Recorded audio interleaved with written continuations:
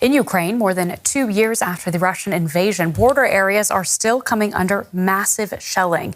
A month ago, Russia launched a widespread bombardment of towns and villages in the Sumy region in northeastern Ukraine, using missiles and guided aerial bombs.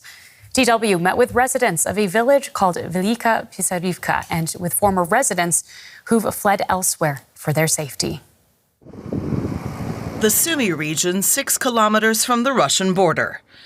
Before the bombardments in March, 4,000 people lived in the village of Velika Pisarivka. Now about 500 are left. The regional government says Russian aircraft dropped nearly 200 guided bombs on the community over 2 weeks in March. Mykola and his wife Tamara stayed to take care of their elderly parents. My father-in-law said, I was born here, I'm going to die here, and that's it. I have to give him food. He can barely stand on his own feet. Police helped evacuate residents from villages near the border, while local authorities organized evacuation buses. Some villages are now completely empty.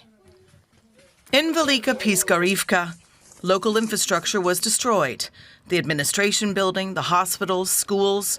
Workers were just finishing repairs on the library when the shelling started. We had so many projects and ideas, but we didn't have time. We didn't have time to do it. Now I think it will calm down a little bit and we will restore it again. More Russian airstrikes could come at any time. We asked the mayor if she is afraid to stay on and work here.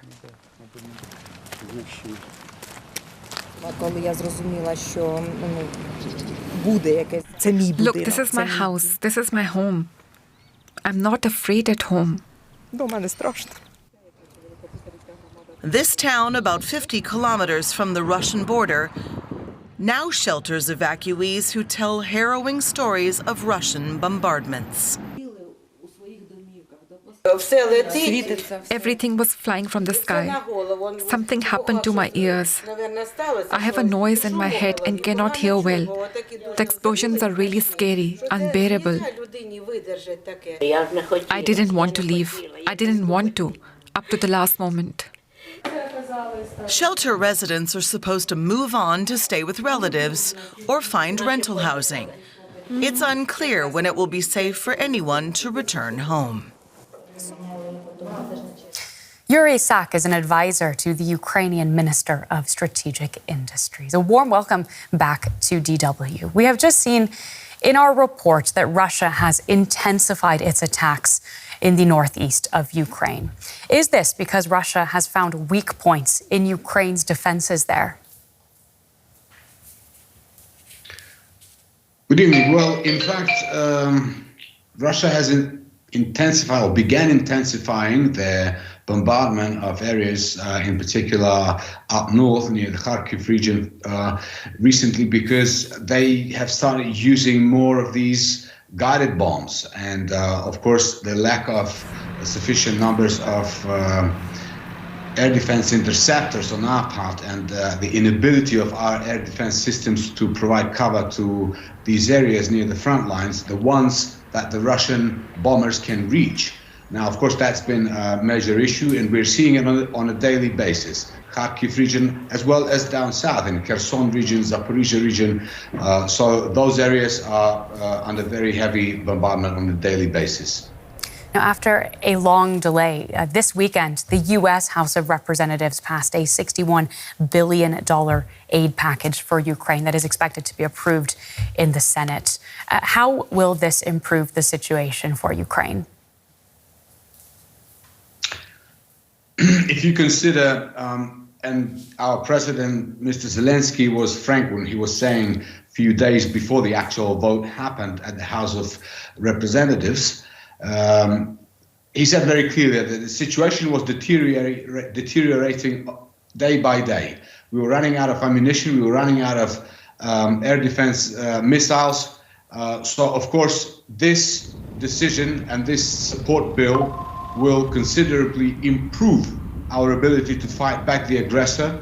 Will send a signal of hope to our troops because, you know, when the vote was happening, in the US House of Representatives, we of course were all glued to the screens, and our soldiers, even in trenches, they were glued to their mobile phones and they were watching it live on YouTube, streaming platforms, because everybody was expecting it so much. But I would like to say that, this bill is often called Ukraine Aid Support Bill, but in essence, this is Freedom Support Bill, because what is happening in Ukraine, and I agree with your previous guest, what is happening in Ukraine has already ramifications far beyond the borders of our country. And this is why it is so important that the US has made this decision. It is important that the United Kingdom has announced a new package for £500 million today. So we're seeing that our partners stand with us. It gives us more confidence and determination, and I'm sure it sends the right signal to the aggressor as well, because the aggressor hears very loud and clear that this is an unwinnable war for Russia.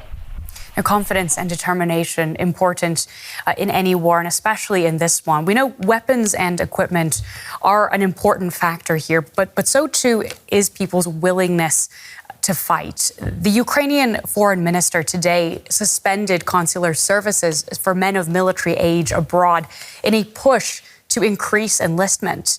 Is the shortage that serious in men that this step was necessary?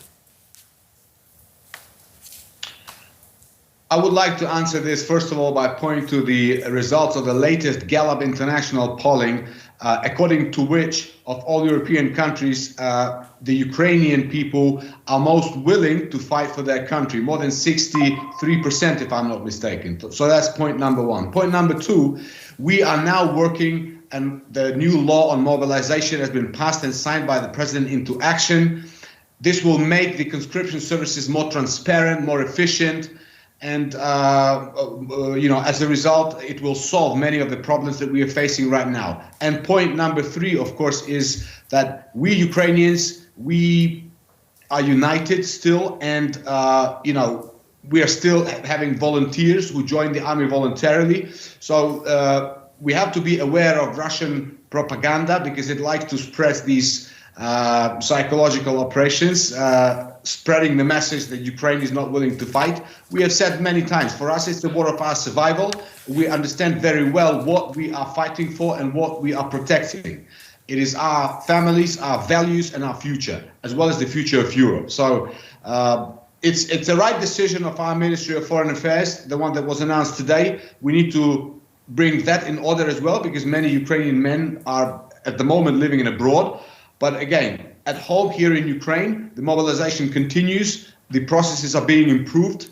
And as a result, we will be able to defend our country, and come one day, we will be able to push back the enemy. And yet clearly there are Ukrainian men abroad who do not want to go back to fight, hence this push to increase enlistment. Is this going to eventually come down to Ukrainians being brought back against their will to be sent to the front lines in Ukraine? Well, we are a civilized country, and of course, all our European partners are civilized countries. So I don't see a way in which those Ukrainian men who are unwilling to return to Ukraine can be forcibly removed from where they are at the moment. But our Minister of Foreign Affairs, Mr. Kuleba, said very clearly that, if you as a man, if you live abroad, you have to be registered. The country needs to know where you are, just in case you need to be called back. And look, it's quite normal that not everybody wants to fight. There are some people who don't want to fight, and it's okay.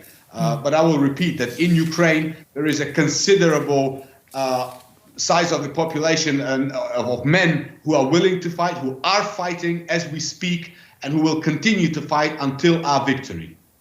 Mr. Yuriy Sak, thank you so much for taking the time to speak with us today. That is Yuriy Sak, advisor to the Ukrainian Minister of Strategic Industries. British Prime Minister Rishi Sunak has announced plans for a massive increase in UK defence spending to counter what he called a growing threat to global democracy. Sunak made the announcement during a visit to Warsaw alongside NATO Secretary-General Jens Stoltenberg. He also unveiled details of a new €580 million military aid package for Ukraine to include boats, ammunition, and air defense missiles. Sunak said the increase to Britain's own defense budget is necessary, as the world is the most dangerous it has been since the end of the Cold War. So today I'm announcing the biggest strengthening of our national defence for a generation. We will put the UK's own defence industry on a war footing. One of the central lessons of the war in Ukraine is that we need deeper stockpiles of munitions, and for industry to be able to replenish them more quickly. We will send Ukraine an additional £500 million, hitting £3 billion of support this year, and will provide them with the largest ever package of UK military equipment. This will include more than 400 vehicles, 4 million rounds of ammunition, 60 boats and offshore raiding craft, vital air defences, and long-range, precision-guided Storm Shadow missiles.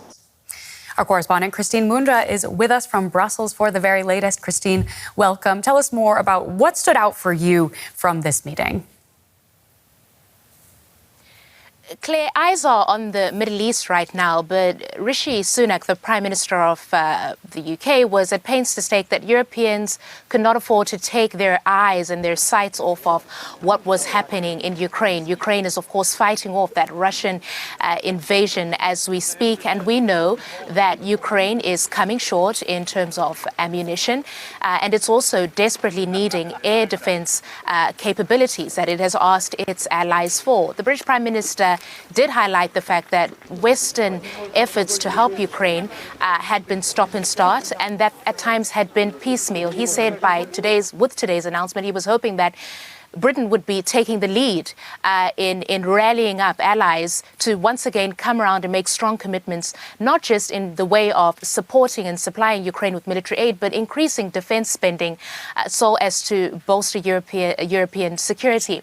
One of the key things was in the Q&A when a journalist asked the question about the cost at which this was coming. The context to this, Claire, is that people in Europe are increasingly counting the costs now. There's growing public disquiet about the war effort, about the huge sums of money that are being committed to the war effort in Ukraine. This at a time where European public services are seeing their standards declining. I'm talking about people not getting adequate access to healthcare, for example. People really asking the question about whether or not these sums of money are better off having an impact being used in domestic policies and to increase public spending in their countries. The message from the two leaders, the NATO Secretary General and the British Prime Minister, was to say it comes at a cost to have a neighbour, an aggressive neighbour like Russia, and that Europeans had to pay the price, that this is something that they all had to rally around to do.